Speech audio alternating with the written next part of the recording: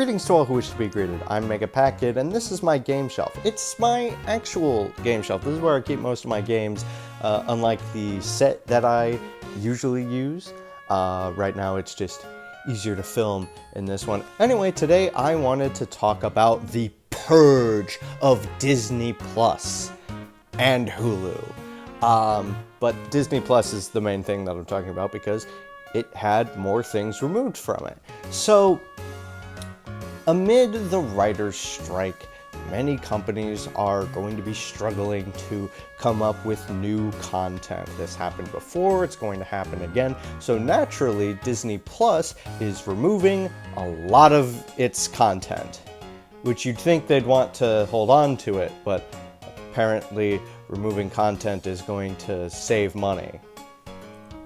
I looked at the list, and a lot of it seems to be things that are unscripted, like competition and reality shows. On this list were things that I wanted to watch, like the Turner and Hooch show, and Little Demon, and the Willow show, and the Mighty Ducks show. This one was actually called the Mighty Ducks Game Changers, as opposed to Turner and Hooch and Willow, which, despite being continuations of their movies of the same name, they decided to just keep the name, which I think is a little weird, but whatever. There were a lot of people who weren't really happy with all of these now exclusions, including the documentary Howard, about Howard Ashman, the person who helped come up with a lot of music for movies like The Little Mermaid and Beauty and the Beast, who unfortunately passed away due to AIDS. There were some other things on Hulu that were getting pulled, which my friend Gayle will tell you a little bit about.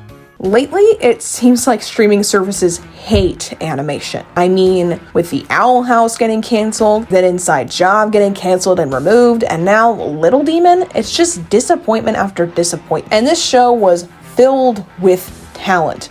I mean, with voice talent from Danny and Lucy DeVito and Aubrey Plaza, and some of the producers working on Rick and Morty, 30 Rock, and Deadbeat, this was bound to be a success. The show follows Chrissy Feinberg, the female Antichrist, as she goes through middle school and learns how to control her newfound powers that come with being half demon. It really surprised me that Hulu canceled and removed this show so quickly. But of course, it probably has more to do with its merger with Disney and the clash with Disney's audience. Of course, any show that pulls inspiration from the Bible in this way is going to attract an angry mob of Christians. Had this show been about a female second coming of Christ, we wouldn't be here. But of course, because the main character is a teenager and the show is about Satan, now we have Republican Congressman Mike Johnson worried that this show is going to turn teens Satanist. Mike Johnson on Facebook called the show a series that presents Satanism, graphic violence, and profanity as lighthearted entertainment. He goes on to say,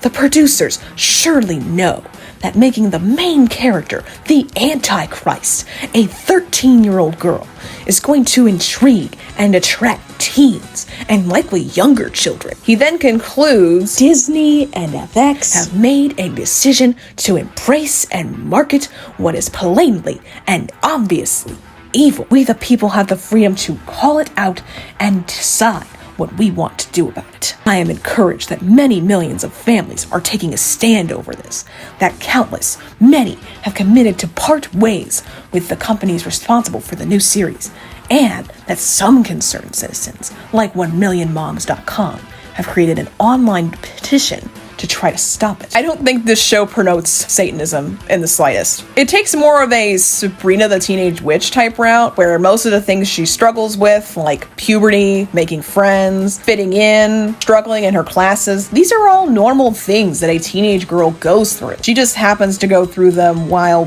also being the Antichrist. Disney probably didn't want to fight Johnson on this like they did to Scientist, because that meant coming out as both pro-gay and pro-Satan, and that would just completely kill their viewership. So, I get it. I just wish that we got more than 10 episodes out of this show. Like, I'm really disappointed. I thought this show was genuinely funny. And like I said before, I don't think it promotes Satanism. If anything, it promotes healthy communication and self-acceptance, which, ooh, scary. Another gripe that I have about all these removals is that a lot of them are shows that feature women behind the camera. The one that I just mentioned has multiple female executive producers, and Dollface is no different. Executive producer Tad Kat Dennings, starred in it as Jules. Jules is a recently single web designer who's trying to regain control of her life. In trying to do that, she talks with an imaginary cat lady and reunites with her female friends. Besides friendship, the show is about women in business. Towards the end of the show, Jules and her friends open a female-oriented bar together, and because the show ends so soon, we never get to see its full success. While the show was well received, the main problem was that audiences didn't feel it was feminist enough. A lot of its gender politics was just making fun of millennial white woman feminism instead of actually promoting feminism. So many audiences just felt that it didn't take itself seriously, and I can definitely see this angle. It's kind of like Crazy Ex-Girlfriend, very silly, a lot of stuff happening in the main character's head more than real life, just generally a parody of itself. And there were definitely conversations between Jules and her girlfriends that felt overloaded with high femme slogans and just generally a lot of fluff. But beyond that, I liked its absurdist satirical humor, and I have a crush on Kat Dennings, so I mean, of course I liked it. I just wish the writers gave it more of a chance, because I know it's kind of hard to find that balance with these gal pal type shows where, you know, if you go too feminist, then you might be considered just another part of the woke media, but if you don't go feminist enough, then you end up with a situation like this where you get removed after 20 episodes. I just wish they gave the writers a chance to strike that balance. And the fact that they didn't, I mean, really, this is why the writer's strike is happening, because shows are getting canceled left and right over the littlest things. All it does is hurt audiences and hurt writers. And really, it just disturbs the balance between quality and quantity in the entertainment industry.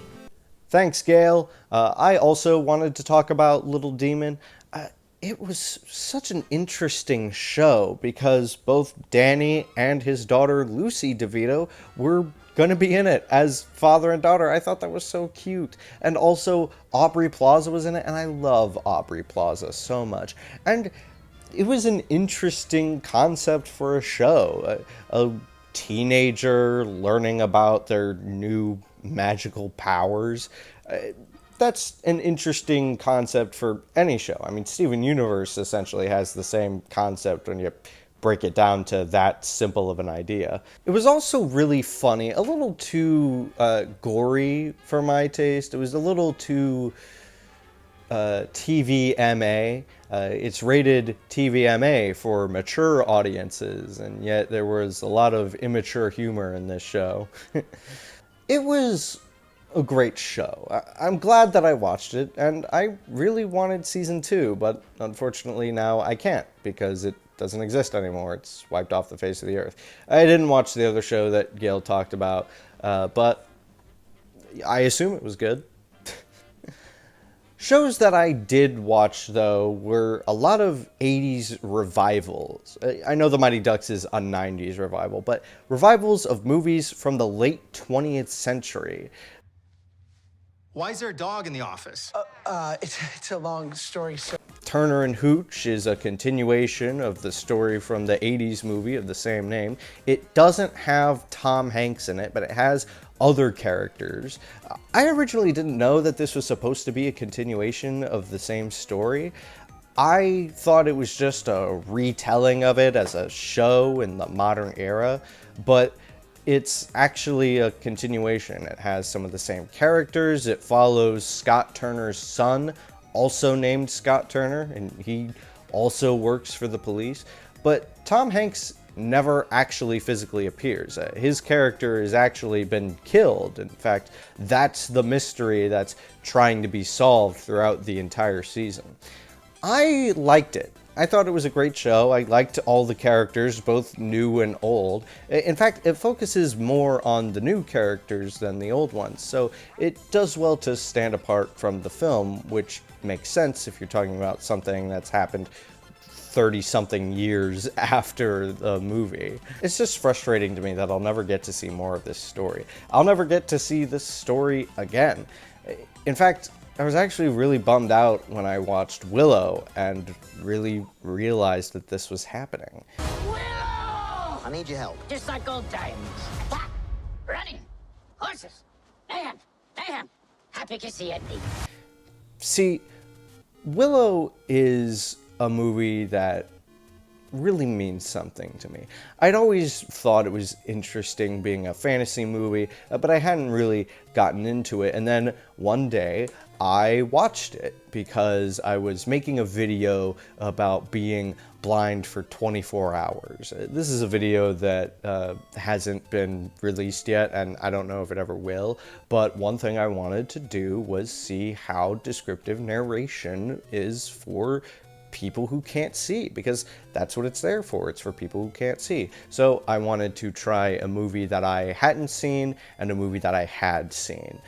So those movies ended up being Willow and Toy Story.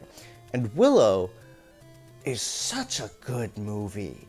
It really is. It's worth your time. It's funny. The lore is great. The effects, they don't really hold up, but they have that late 80s charm to them. It was great, and the show was even greater. It continued the story, much like Turner and Hooch, mainly following the children of the main characters. Mad Mardigan, originally played by Val Kilmer, didn't appear because the show was filmed and produced largely during COVID restrictions, and he had lung cancer. So he really couldn't come in and professionally do things. Willow is such a good show. I loved the characters, I loved the acting, I loved the effects, the magic, the lore, everything about it. It felt connected to everything that happened in the film, but it was also its own thing. It was able to stand on its own, and it was also able to continue the story. It truly felt like a lot of love and care for the original story was put into this.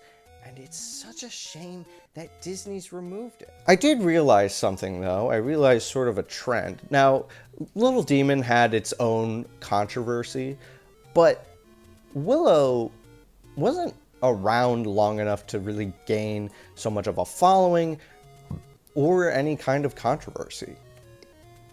And here's the thing. It includes a gay couple. Kit and Jade are two characters who are children. I think they're like 16 or something, and they are they have feelings for each other, and that's the kind of thing that I think would spark a lot of controversy. But I didn't really hear controversy about it because, again, the show didn't even have 6 months to get popular. But it's still sucks that they've removed this representation, especially in a genre like fantasy. I mean, this had queer representation and representation of people of color, something that the original film didn't have. It was a lot of straight white people, whereas the show had more inclusion in it, which is great. It's not often that you get to see that sort of thing, especially in fantasy, where a lot of the lore is based on stuff that comes from Europe. So I thought it was great, but I guess Disney didn't. It's a real shame. It really is, because it was a great show, and I loved every bit of it. I do have a friend, though, who has wished to remain anonymous, but did have some thoughts on the show. The character Willow, I forget the name of the actor, but they really didn't like how he performed, and they weren't too interested in the story in general, only watching it for Kit and Jade. Honestly, I didn't really feel it. I think that might just be how Willow is, but I think the whole thing was amazing, and maybe I'm just starstruck by how good I thought other elements were, and maybe I just really liked the movie, but I still liked it. One thing that I did kind of have a problem with, though, was the Mighty Ducks Game Changers. Stephanie, you brought 2 private trainers to your kids' hockey practice. Oh, I'm a pediatric sports psychologist. Okay. So, The Mighty Ducks is a trilogy of movies about kids playing hockey. It follows the coach, Gordon Bombay, and him bringing this Pee-wee hockey team to great strides and just doing great in general. It's really a fine trilogy of movies. if even the third one is definitely the weaker of the three of them. But I still like all three of the movies. And then the show came out.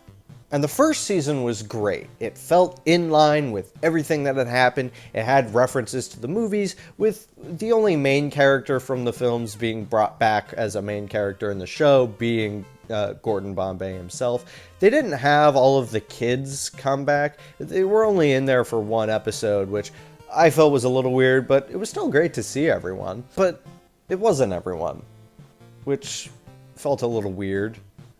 But even then, it was great to see all of them there and how they actually thought that the new kids that were introduced in the show were also great. It's great to see this legacy content being brought in with fresh blood. I think that stuff is awesome. I love seeing it, even if I'm not super into the story that it's all coming from. I still love it so much. I live for that sort of thing. And then season 2 happened. So you know where a trash can is? I'm sorry, who are you? We're the Mighty Ducks. They're the Mighty Ducks. And I didn't like season 2. I downright disliked it. Been a day, Earl. It has been a day.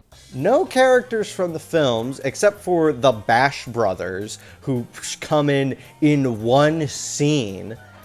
No Gordon Bombay, none of the characters from the original Mighty Ducks team, hardly any characters from the first season even. Not all of them are there. Why aren't all of them there? And then the plot. So much of season 1, a large part of the plot of season 1 was the character Sophie, who felt a ton of pressure from her parents to be the best at everything.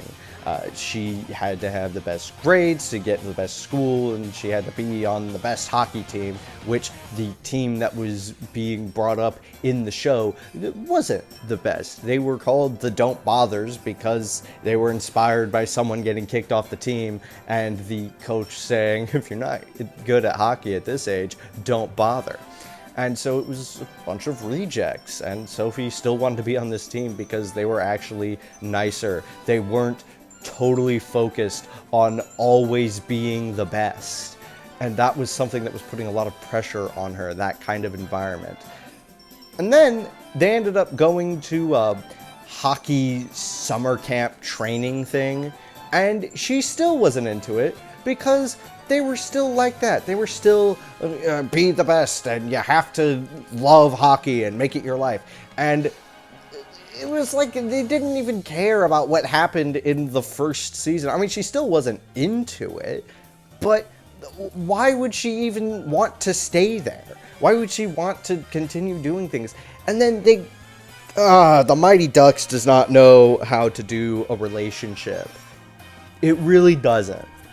It has no idea how to do a relationship, because anytime any characters get involved in a romantic relationship with each other, with one exception that wasn't even focused on at all, they just they take it away and they change it in the next movie or season.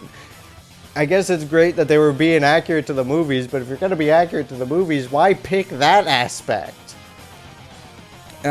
Okay, so maybe I'm glad that season 2 of the Mighty Ducks Game Changers is not around for anyone to see anymore, but I don't know. I still don't like the idea that they are intentionally creating lost media, especially when a lot of that media is good and includes representation of people who don't have a lot of representation. Turner and Hooch had 2 autistic characters in it. The Mighty Ducks Game Changers, one of the characters has 2 moms. They aren't like super involved in a lot of things, but he still has 2 moms. That's still like a cool little detail to have, and that show gets taken away. It just feels a little weird that of the things that Disney is removing from Disney Plus and Hulu, that, at least from what I saw, there were a lot of things with people who don't have a lot of representation in media, Disney media, let alone. It just didn't feel right. It doesn't. Even taking away the whole representation thing, it's still not right that people work hard to create these stories, to bring these things to life, and they get the honor of being on the big screen, being on Disney Plus and Hulu, and then it's just gone. This sentiment was echoed by actor Bryan Cranston, who was in the film The One and Only Ivan, which is the last thing that I'm going to talk about. What is it? Don't tell me, don't tell me. It's a lonely haystack on a late summer day. It's a beetle. It's a good movie.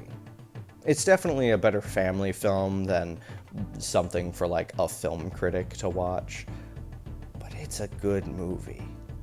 I liked it. I was touched by the story. It was based on a true story, which is text that is at the very beginning of the film, and it is immediately followed by a talking gorilla, which is so funny. It's a great movie, and it has a lot of great actors in it, including Danny DeVito, so he just can't get a win these days. But it sucks. It sucks that it's all gone. The One and Only Ivan was a fun family film. The Mighty Ducks Game Changers was good for one season. Little Demon was very vulgar, but still an entertaining show. Turner and Hooch was it was a cop show, very formulaic. Each episode had the same formula, if you can believe it.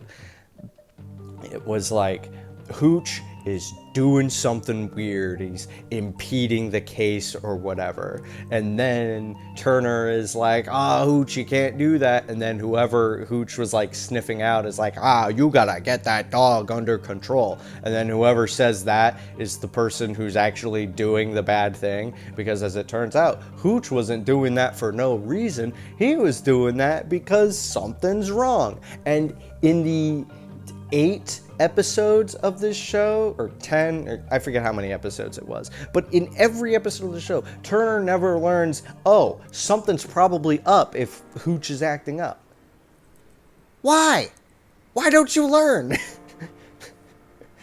I mean, there was like nothing.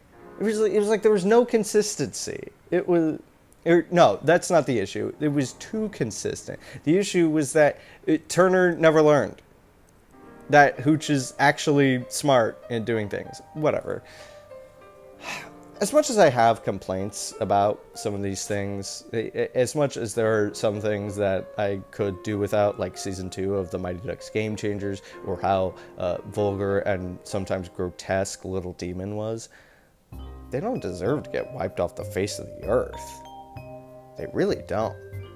And it's really a shame, especially for some actors like Ruby Cruz. I mean, I Googled Ruby Cruz just to see like what other stuff that she had been in. She's not in a lot. Willow was like one of the things on her portfolio at all. There's not a lot of stuff. She just started acting a few years ago, maybe. So it's really a shame that this major thing can no longer be pointed at as, hey, this is how I've performed before. I feel bad. I do. This does not make me want to be a filmmaker. This makes me want to choose another profession, because if all the stuff that I'm going to make is just going to be deleted, wiped off the face of the earth for a tax write-off or to save money, what's the point of making stuff? Okay, I realize that that is very dark and very sad, and I've probably just bummed you out. Sorry about that, but I don't know. What do you expect when you're talking about lost media? It's whatever. Everything's gonna happen, and hopefully one day things can be made clear. Like, hopefully one day companies will gain more of a respect for the kind of media that they produce and the people who make it, and hopefully, we will get exactly what we want and for it to stay up.